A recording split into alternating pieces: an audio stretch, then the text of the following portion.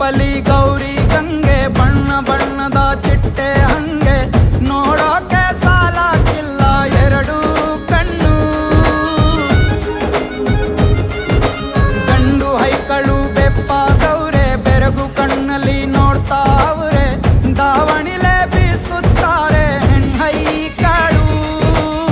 ರೊಟ್ಟಿ ಊಟ ಉಣ್ಣಂಗಿಲ್ಲ, ಹಬ್ಬದೂಟ ತಳ್ಳಂಗಿಲ್ಲ, ನೆಂಟ ಜಗಳ ಆಡಂಗಿಲ್ಲ ನಮ್ಮ ಊರಲ್ಲಿ.